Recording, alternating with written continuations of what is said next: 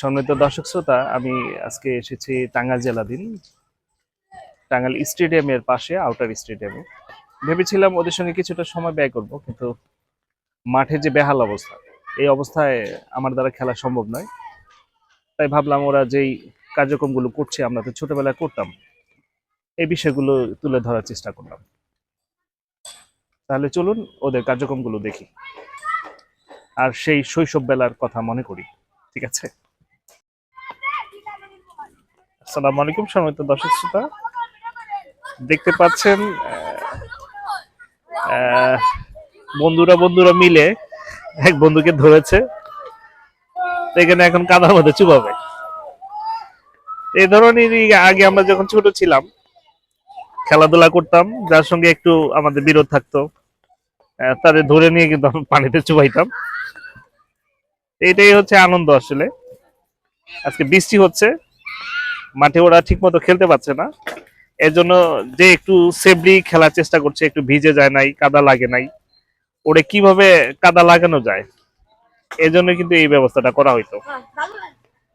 তারপরে কিন্তু সবাই ওই যে কাদা নিয়ে দৌড়াইতেছে, একজন আরেকজন কাদা মারতেছে।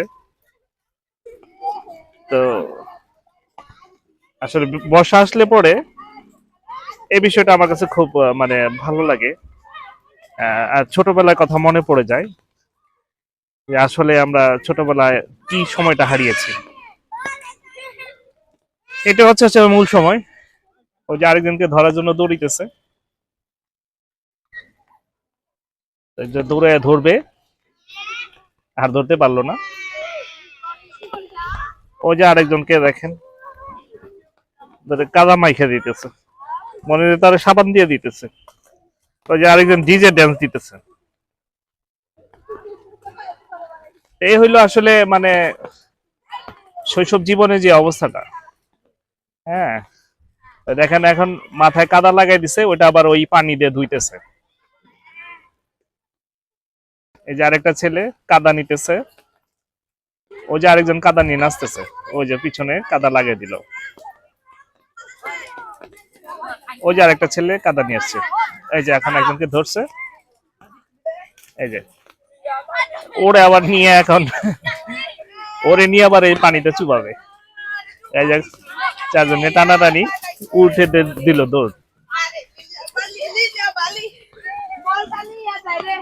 তাই এই হইল অবস্থা। আসলে মানে দুষ্টুমি কাকে বলে, দুষ্টুমি কাকে বলে, এটা হচ্ছে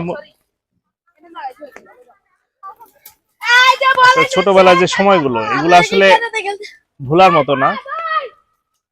আমরা ছোটবেলা খেলেছি, কিন্তু আসলে ওইরকম জায়গায় আমরা থাকতে পারি নাই, যার জন্য কিন্তু ওইভাবে খেলতে পারি নাই। এখন বড় হয়ে দেখতেছি আসলে মানে এই জীবনটা যে আসলে কতটা মধুর, ওরা খুব এনজয় করতেছে বিষয়টা।